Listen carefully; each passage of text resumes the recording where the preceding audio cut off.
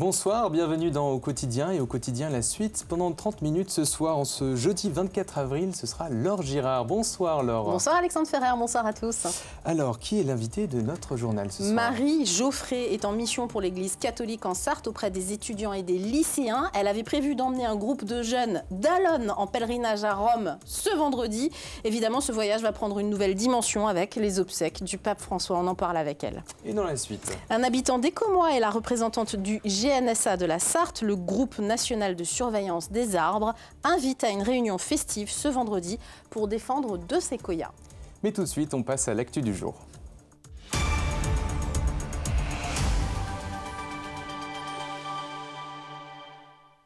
Bienvenue dans votre journal du jeudi 24 avril avec au sommaire une opération de prévention. À la Flèche, forces de l'ordre et élus ont fait la tournée des bars en plein après-midi pour rappeler qu'il est interdit de vendre de l'alcool aux mineurs. Journée mondiale de la maladie de Parkinson, le comité France Parkinson Sarthe a organisé un événement grand public et puis le Mans FC en grande forme et qui s'apprête à disputer 4 matchs qui ressemblent tous à de grandes finales. Mais on ouvre ce journal avec le drame survenu dans un lycée de Nantes en milieu de journée. Une lycéenne a été tuée et 3 autres lycéens ont été blessés à coups de couteau par un élève dans le collège lycée Notre-Dame de Toute-Aide à Nantes, en Loire-Atlantique. L'auteur des coups de couteau est un élève de l'établissement qui, pour une raison inconnue, a pénétré dans 2 classes où il a attaqué les victimes, rapporte l'agence France Presse. L'auteur présumé a été maîtrisé par des enseignants, puis interpellé par les forces de l'ordre et placé en garde à vue. La ministre de l'Éducation nationale, Elisabeth Borne, le ministre de l'Intérieur, Bruno Retailleau, mais aussi la présidente de région, Christelle Morancé, qui se dit effondrée, se sont rendus sur place vers 17h30. Le Premier ministre souhaite une intensification des contrôles mis en place aux abords et au sein des établissements scolaires depuis leur circulaire conjointe du 26 mars dernier. Et c'est d'ailleurs ce type de contrôle dont nous vous parlons depuis le 26 mars qui a eu lieu ce matin encore au Mans. Oui, des élèves du lycée Sainte-Catherine ont été contrôlés de manière aléatoire par les forces de l'ordre avant d'entrer dans le bâtiment ce jeudi matin, précisément dans le cadre de cette circulaire qui vise à empêcher l'introduction d'objets dangereux au sein des établissements, mais aussi de drogue. Aucune infraction n'a été constatée. Prévention et forces de l'ordre déployées aussi à la Flèche ce jeudi, Laure. La gendarmerie, la police municipale, la sous-préfecture et des élus ont mené une opération conjointe de prévention dans plusieurs bars de la ville. L'objectif, rappeler la législation sur la vente d'alcool aux mineurs et rappeler aux professionnels leurs responsabilités en la matière. Anthony Piton. C'est une opération inhabituelle qui mobilise gendarmerie, police municipale, sous-préfecture et élus.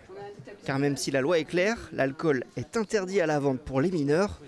Son application sur le terrain demande parfois un rappel. Le but du jeu, c'est pas empêcher les commerçants de travailler. Mais effectivement, s'il était constaté que dans un établissement particulier, il y avait régulièrement des abus et des débordements, effectivement, des contrôles ciblés pour être réalisés dans ces établissements. Entre conseils pratiques et rappel de la loi, les gérants de bars sont invités à poser leurs questions. Une approche pédagogique plutôt bien accueillie par les professionnels. On n'est pas infaillible, il peut y en avoir qui passent un petit peu à l'as ou qu'on ne penserait pas, ou des jours où il y a beaucoup de flux et où on est un petit peu pressé, on fait moins attention, mais en général on est vigilant quand même, on fait attention. Ça peut être difficile de se rendre compte, un jeune qui a 16 ans ou un jeune qui a 18 ans, en fonction de comment il est habillé ou des modes, on n'a pas forcément... mais ça se passe bien parce qu'on leur demande souvent leurs papiers, ils sont habitués. La démarche se veut aussi collective. Tous les acteurs sont sur le terrain pour parler d'une seule voix. Avec le retour des beaux jours, avec la fréquentation qui augmente sur les terrasses et puis peut-être le relâchement en fin d'année scolaire, il nous semblait important de rappeler effectivement aux débitants de boissons les règles et les bonnes pratiques pour lutter contre la consommation d'alcool des mineurs. Est-ce qu'ils ont bien en vue leurs obligations et puis les risques qu'ils encourent s'ils ne respectent pas la réglementation, voir s'ils ont déjà rencontré des problèmes, comment ça se passe avec les clients, etc. À la Flèche, cette opération pourrait bien se renouveler avec possiblement des sanctions à la clé. La vente d'alcool à des mineurs est punie de 7 500 € d'amende.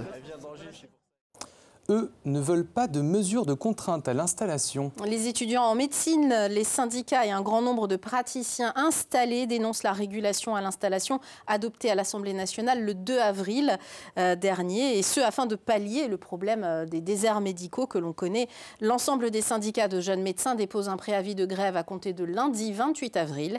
Le syndicat des internes de médecine générale d'Angers, l'IMJA, qui regroupe la Sarthe, la Mayenne et le Maine-et-Loire, invite à une manifestation qui aura lieu à Nantes, mardi 29 avril. Et puis, santé toujours, ce jeudi, c'était la journée mondiale sur la maladie de Parkinson. Et cette maladie semble concerner de plus en plus de monde. À ce jour, entre 180 000 et 270 000 personnes sont touchées en France et le nombre de cas augmente chaque année. Afin d'informer le grand public, le comité France Parkinson de la Sarthe a organisé une journée d'information et de sensibilisation. Salle Édith Piaf au Mans, Alexandre Ferrer. Prévenir la maladie de Parkinson, une maladie neurodégénérative qui fait l'objet d'une journée internationale. Ici, 17 prestataires sartois informent et proposent leurs services au public. Ça leur permet de repartir avec le maximum d'informations sur la maladie, de mieux la comprendre, mais aussi pour les aidants, puisque les aidants sont conviés, ça leur permet aussi de mieux comprendre cette maladie et du coup de mieux comprendre le comportement de leur aidé. De 1990 à 2015, le nombre de cas a plus que doublé en France et ne cesse d'augmenter. 25 000 nouveaux cas sont répertoriés chaque année, 1500 en Sarthe. Une progression principalement liée au vieillissement de la population. Plus on prend de l'âge et plus on est à risque de développer la maladie. Maintenant, je tiens vraiment à dire qu'il y a autant de maladies que de patients et que chaque patient fera sa maladie de Parkinson. On sait que plus on prend de l'âge et plus on est à risque de développer cette maladie. Mais il y a des cas qui commencent à des âges jeunes, chez des personnes encore en activité professionnelle, et puis d'autres qui auront la maladie au moment du départ en retraite et après. La moyenne d'âge est de 60 ans. Pour prévenir, plusieurs options sont à privilégier. Éviter l'isolement et rester en mouvement. Les activités physiques, sociales et intellectuelles qui sont à intégrer dans le quotidien des personnes qui sont touchées par la maladie, mais également de la population en général, parce qu'il a été démontré que les activités physiques, sociales et intellectuelles réduisaient le risque de survenue de la maladie et que ça diminuait également la progression des patients qui étaient touchés par la maladie. C'est vraiment le message à faire passer aujourd'hui. D'autres facteurs comme l'exposition aux pesticides jouent un rôle dans le développement de cette maladie. À ce jour, entre 180 000 et 270 000 cas sont enregistrés en France. On passe tout de suite à l'invité de notre journal, Marie Geoffrey. Elle a rencontré le pape François à plusieurs reprises, décédé donc le lundi dernier. Cette Sartoise avait prévu d'emmener des jeunes d'Allonne en pèlerinage à Rome vendredi 25 avril. Un voyage qui va prendre un sens nouveau avec les obsèques du souverain pontife. Bienvenue sur ce plateau, Marie Geoffrey. Pourquoi aviez-vous prévu, parce que vous l'aviez prévu au préalable, de faire ce voyage avec ces jeunes d'Allonne ? Alors, ce week-end était prévu donc à Rome le jubilé des collégiens. Donc, 1 million de jeunes collégiens attendus pour 3 jours, avec en particulier la grande fête de la canonisation de Carlo Acutis. Carlo Acutis, c'est un jeune qui va devenir saint. Et donc, on parle de canonisation. Donc, il y avait une grande messe d'organiser ce dimanche à Rome. Et moi, j'avais proposé à des lycéens, des collégiens de venir. Mais en janvier, peu étaient motivés. Ouais. Et donc, on s'est quand même dit, ceux qui veulent, écoutez, les billets d'avion sont pas chers, on y va. Enfin, en tout cas, j'étais motivée, moi, pour y aller. Et donc, voilà, on est un petit groupe de 6, 4 jeunes et puis 2 adultes à partir. Et donc, changement de programme. Effectivement. Alors, je précise que vous êtes effectivement salarié du diocèse. Vous êtes responsable de la maison Scarron, la maison des lycéens et des étudiants du Mans. Vous êtes coordinatrice de l'aumônerie des collégiens et des lycéens sur l'ensemble paroissial Allonne-Arnage. Effectivement, ces jeunes que vous allez accompagner vont vivre un voyage avec une toute autre dimension, mais ce n'est pas forcément facile pour eux à appréhender, on dirait. Hein. Alors non, effectivement, on a de nombreux groupes WhatsApp avec des jeunes qui sont déjà sur place. Et effectivement, pour des collégiens, des lycéens qui s'attendaient effectivement à passer 2 jours à entendre parler de ce jeune, Carlo Acutis, décédé donc à 17 ans, effectivement, passer sur une sépulture du pape François à 88 ans, voilà, pour eux, ce n'est pas complètement une joie au premier abord, mais vraiment, ils vont vivre un moment historique, en fait. Les télévisions du monde entier sont braquées sur le Vatican et on sera là. Objectif... samedi matin, arriver très très tôt. Ah oui, alors je pense qu'on y sera à 5h du matin sur nos bâches, voilà, pour attendre et pour être bien placé pour vivre cet événement. Et nous, on a la chance, on arrive demain à 11h à Rome. Et donc, objectif, aller dans la basilique Saint-Pierre pour voir le pape François Voilà. Évidemment. Vous l'aviez rencontré, le souverain pontife, à 4 occasions différentes. Une fois, vous avez pu lui serrer la main. Vous avez vécu ce moment comment à l'époque ? Alors, c'était un moment très intense puisque c'était en 2021, exactement le 5 octobre. Je ne sais pas si ça vous parle, mais le 6 octobre 2021, la France recevait le rapport de la SIAZ, effectivement le choc d'apprendre les abus sexuels commis dans l'Église catholique. Et donc nous étions à Rome, donc 5 femmes et puis 5 évêques. Et nous allions rencontrer le pape François pour des questions vocationnelles. Et donc le 5 octobre, audience publique dans la salle Paul VI, nous étions assis au premier rang. C'était encore la période du Covid, donc c'était masque obligatoire. On était assis, on nous avait demandé de ne pas serrer la main du pape François. Mais lui passait devant nous debout. Moi, ça m'a beaucoup touchée de voir cet homme âgé être debout et marcher, et moi assise sur ma chaise. Alors j'ai eu l'audace d'enlever mon masque et quand même de lui serrer la main. Vraiment, voilà, j'ai eu 3 petits mots pour moi. De plonger mes yeux dans son regard après avoir beaucoup, beaucoup lu. Pape François, pape des gestes, je voudrais lui ressembler. Voilà. Pape des gestes, c'était un homme, paraît-il, chaleureux. C'est ce que vous avez ressenti ? Bien sûr. En fait, c'est fou parce qu'à la fois, il est présent pour tous et en même temps il était présent pour moi de manière individuelle. Enfin, vraiment, il y a ce pour tous et chaque personne compte. Donc oui, chaleureux. En fait, c'est incroyable juste de prendre le temps de poser ses yeux sur moi. Voilà. Alors évidemment, il y a le message catholique, puisque c'est une cérémonie qui va concerner les catholiques du monde entier dont vous faites partie. C'est aussi un chef d'État. Et ça nous intéresse. Il est considéré comme progressiste pour certains, par exemple sur les questions comme celle de l'union homosexuelle. Et puis, il est aussi considéré comme toujours trop traditionnaliste pour d'autres, comme sur le droit à l'IVG, par exemple, qui va à l'encontre du dogme catholique. Et on le comprend. Vous le situez où, vous, ce pape ? Pour vous, il était situé à quelle échelle au niveau politique, géopolitique, si on peut dire ? Moi, d'abord, j'ai beaucoup lu. Voilà, j'ai lu toutes ces encycliques et je crois que si on est catholique, si on veut suivre le Christ, on ne peut pas critiquer le pape François. Voilà. En fait, je crois que Jésus vient nous bousculer jusque-là. Ça veut dire que quand Jésus va parler à la Samaritaine, aux pharisiens, bref, c'est compliqué, pardon, mais en fait, il ne va pas juste parler à son pote juif d'à côté. Il va vraiment aux périphéries, dans les territoires interdits, à une femme qui a 7 maris. Marie-Madeleine, la première, est témoin de la résurrection. Juste, c'est une prostituée, en fait. Jésus agit déjà comme ça. En fait, le pape François ressemble à Jésus. Moi, je me réjouis de tous les gestes qu'il a pu poser en allant toujours vers les périphéries, en accueillant. Et c'est les grands mots du pape François. D'abord, on rencontre les personnes, une par une. En fait, pas de généralité. Je rencontre les personnes. On discerne, on apprend à les connaître et on avance par petits pas. Mais en fait, la bonne nouvelle du Christ, elle est pour tous. Alors, ceux qui ne sont pas d'accord, peut-être qu'il faut relire la parole de Dieu. Bon, en tout cas, chacun a son opinion, vous l'aurez compris. On rappelle que les obsèques du pape François, c'est samedi 26 avril à 10h au Vatican. Évidemment, ce sera retransmis dans le monde entier. On rappelle aussi que vendredi 25 avril à 18h30, pour les croyants catholiques sartois, en l'église Notre-Dame de la Couture au Mans, il y aura une messe d'action de grâce pour le pontificat du pape François, présidée par Monseigneur Vuillemin, évêque du Mans. J'imagine que vous y serez. Ah non, je serai à Rome. Ah bah oui, vous êtes à Rome, évidemment. Mais les autres jeunes dont je m'occupe. Voilà, les autres, ils seront. Merci d'être venus sur ce plateau. Merci de m'avoir invitée. On parle sport maintenant avec nos équipes qui performent. Le MSB vise déjà un 2e titre cette saison. Les Manceaux, auréolés d'une victoire un peu surprise en Leaders Cup, disputent de nouveau une finale en Coupe de France, cette fois-ci samedi à 18h15 à l'Accor Arena contre Paris Basketball. Une équipe qui a battu le MSB début avril en championnat, mais les joueurs de Guillaume Vizade ont déjà montré leur force dans des matchs couperés. On écoute l'entraîneur Manceau au micro de Colin Ancel. On pourrait dire que c'est une chance inouïe de jouer une 2e finale, mais c'est avant tout déjà une première étape de récompense pour les joueurs, d'être en capacité de jouer pour un titre, même si évidemment il faut aller le chercher. La force, c'est d'avoir été en capacité tout au long de la saison de produire des gros matchs quand on était soit dos au mur ou soit dans des événements importants. Maintenant, ça ne garantit pas de le reproduire à chaque fois. Donc il faut faire preuve de beaucoup d'humilité par rapport à ça. On sait que l'adversaire est un adversaire de très haut niveau. Maintenant, on a aussi des arguments et on va pouvoir pousser pour jouer crânement notre chance. Et à noter que les jeunes Manceaux aussi sont qualifiés en moins de 18 ans. Ils affrontent Antibes samedi à 12h45 pour décrocher le titre. Toujours sport, mais une autre discipline. 4 matchs, 4 finales pour Le Mans FC.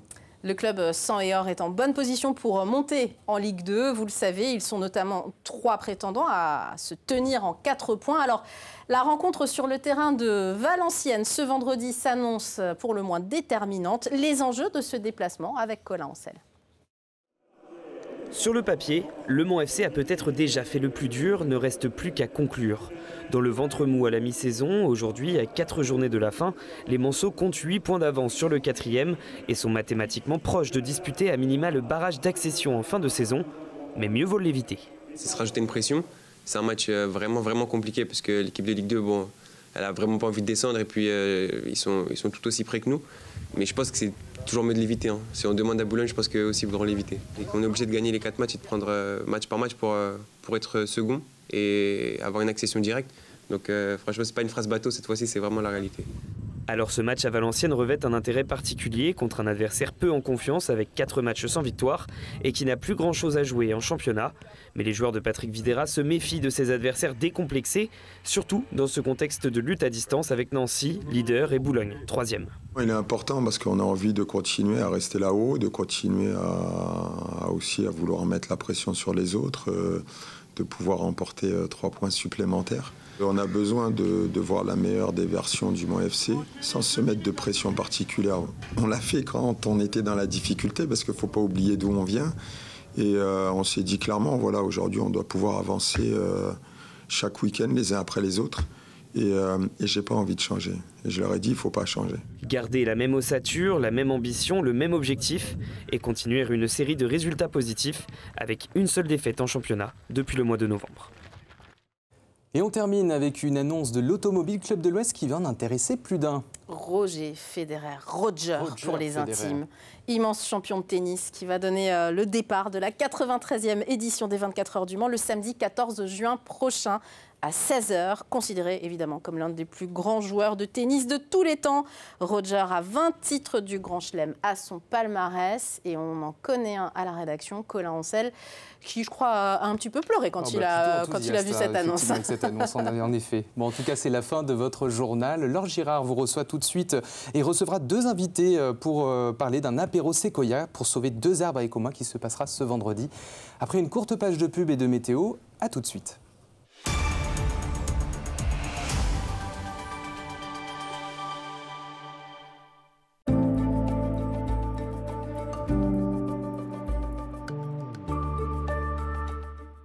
Bonsoir messieurs, dames, ravi de vous retrouver pour ce nouveau bulletin météo. Merci à vous de nous avoir choisis sur LMTV Sarthe pour passer cette soirée ensemble avec au programme un ciel qui restera assez bien dégagé sur l'ensemble de notre département. Des températures qui resteront également très douces, vous le voyez, comprises entre 11 et 13 degrés avec 11 degrés du côté de Laval ou encore pour la Ferté-Bernard, 12 degrés à Vendôme et pour Blois, idem au Mans pour la Flèche ou encore du côté de Montval-sur-Loire, comptez 13 degrés du côté de Pont-Valin. Pour la journée de vendredi, malheureusement au petit matin, les nuages resteront très nombreux sur l'ensemble du territoire. Alors quelques timides rayons de soleil tenteront leur chance, mais ils resteront assez rares dans l'ensemble. Les températures, elles, comprises entre 5 et 6 degrés au petit matin, avec 5 degrés à Blois ou encore du côté de Silium, 6 degrés au Mans pour Laval ainsi que pour Alençon, idem pour la Flèche à Montval-sur-Loire ou encore du côté de Tours. Alors bonne nouvelle, pour la suite de votre journée, ça devrait s'améliorer avec un petit peu plus d'éclaircies. Alors encore quelques passages de jeu, mais des nuages qui resteront plutôt discrets. Côté température, elles grimpent également avec cet ensoleillement, vous le voyez, comprises entre 18 et 21 degrés. Des températures qui repasseront bien au-dessus des normales de saison. Comptez 18 degrés au Mans, 19 pour la Ferté-Bernard ou encore à Saint-Calais, 20 degrés à Montval-sur-Loire, idem pour la Flèche, 21 degrés à Sablé-sur-Sarthe ou encore du côté de Tours. Pour la journée de samedi, attention à celle qui sera un petit peu plus menaçante avec ces nuages qui pourront malheureusement lâcher quelques averses. Les températures, quand elles sont comprises entre 16 et 19 degrés pour la journée de dimanche. Retour à un ciel un peu plus lumineux, un peu plus calme avec davantage d'éclaircies. Les averses se feront de plus en plus rares et les températures qui évoluent entre 18 et 20 degrés. En ce 25 avril, on continue de gagner quelques minutes de soleil.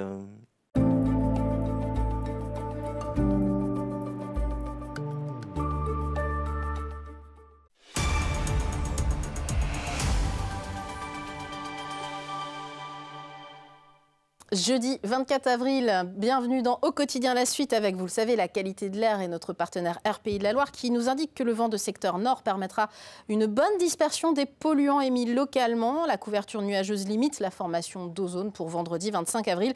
Vous le voyez, l'indice de qualité de l'air est moyen sur l'ensemble de la région. Rien de particulier à signaler non plus concernant les émissions de pollen vendredi. Mes invités, Annick Philippe, coordinatrice du GNSA 72, le groupe national de surveillance des arbres.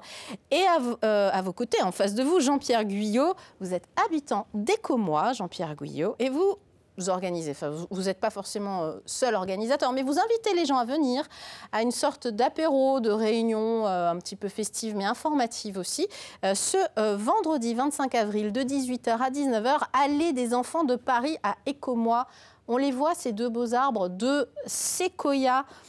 Et bien, il risque d'être coupé, tout simplement, puisqu'il y a un ordre d'abattage qui a été édité depuis le 13 mars. Alors, je me tourne d'abord vers vous, Annick Philippe. Pourquoi cet ordre d'abattage ? Alors, les riverains ont découvert qu'il y avait un projet de médiathèque sur Écomois. Et ce projet de médiathèque ne pose aucun problème, on est tout à fait d'accord avec la culture. Mais à côté de cette médiathèque, il va y avoir un parking.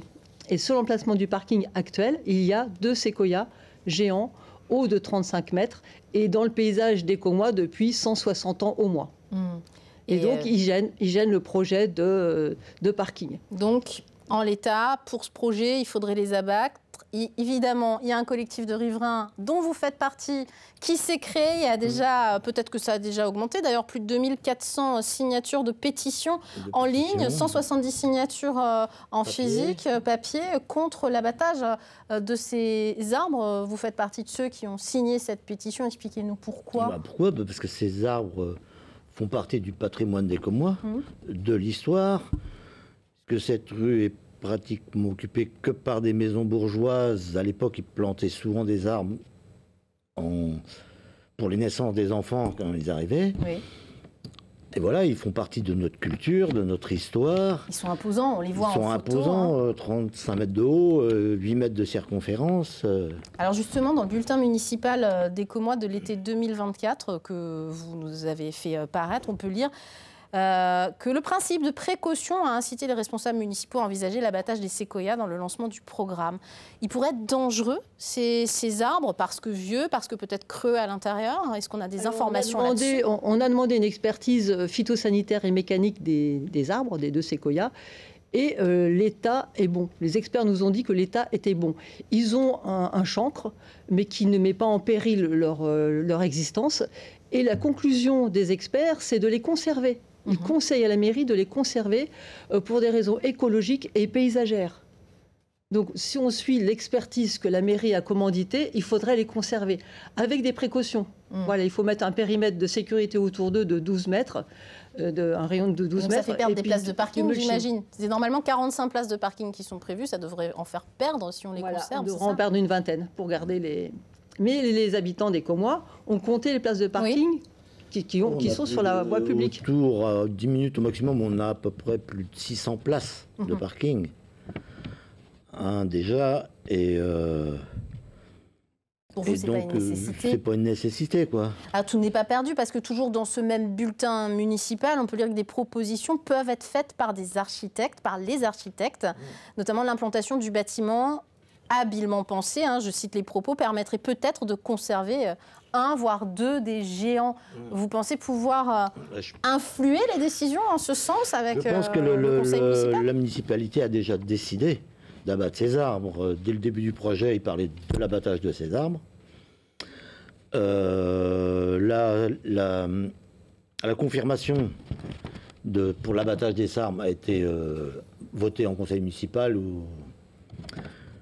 et voilà, c'est fait. L'ordre d'abattage, ils ont décidé, quoi. Le 13 mars, pardon. 13 mars, l'ordre d'abattage a été envoyé. Donc là, s'ils avaient vraiment la volonté de garder ces arbres, ils n'auraient pas envoyé l'ordre d'abattage. Vous pensez pouvoir quand même continuer le dialogue, notamment en organisant des soirées, une soirée comme celle de ce vendredi d'information, et puis fédérer le plus d'habitants possible. En général, ce sont des riverains qui nous saisissent, qui remplissent une fiche sur notre site, et on prend contact avec eux, et ensemble, on essaye de convaincre le maire de changer de projet, de diminuer les places de parking pour laisser ces séquoias. Les riverains sont extrêmement attachés à ces arbres. Ils préfèrent, c'est ce qu'ils nous disent, hein, ils préfèrent voir des arbres sous nos fenêtres que des parkings. On a des gens de 90 ans qui viennent nous voir, ils ont toujours connu ces arbres. Sûr. On espère qu'ils viendront à l'apéro séquoia de demain soir, mais bon, on a énormément de riverains qui viennent nous dire aux réunions, mais il faut absolument qu'on les garde. Et on leur a demandé d'écrire au maire, mais demain on aura un exercice d'écriture aussi pour les invités. Et vous avez un invité qui sera intéressant, agrégé de sciences naturelles, auteur et conférencier, Georges Fetterman, qui anime des sorties naturalistes et autres. Georges Fetterman est le président de l'association Arbres Remarquables, et c'est lui qui délivre le label des Arbres Remarquables, et il nous fait le plaisir et l'honneur d'être là demain soir avec nous. Je lui ai donné l'expertise des 2 séquoias, et il nous dira ce qu'il peut en penser, ce qu'il en pense également. On invite tous les gens qui sont intéressés, vous les invitez en tout cas, à vous rejoindre à 18h, de 18h à 19h, Allée des Enfants de Paris à Écomois. C'est un apéro sans alcool, évidemment, puisqu'on est sur la voie publique, on le précise, c'est surtout l'heure de l'apéro, on va dire, et puis l'occasion de se rencontrer et d'échanger sur ces sujets, notamment avec un expert, comme vous le disiez, Georges Fetterman. Si vous voulez plus d'informations, je vous donne le mail et le numéro de téléphone gnsa.sart@gmail.com et le 06 21 05 74 87. J'imagine qu'on reparlera probablement de ce combat avec vous dans les semaines à venir. Merci d'être venu sur ce plateau. Allez, dans la suite de cette soirée, Chloé Bergera pour Culturel, qui reçoit bon nombre d'invités, notamment Diana Higby pour un nouveau projet, La Cantatrice, vous la connaissez. Ça, c'est à 19h. Et puis demain, dans le JT, le docteur Loïc Bureau de l'association Renaissance Environnement Santé, qui va évoquer avec nous une conférence sur les perturbateurs endocriniens qui nous entourent, et il nous dira comment les éviter au quotidien. Moi, je vous dis à très vite sur LMTV. Retrouvez le direct vendredi à 18h30 et d'ici là, beaucoup de replays sur LMTV. Salut!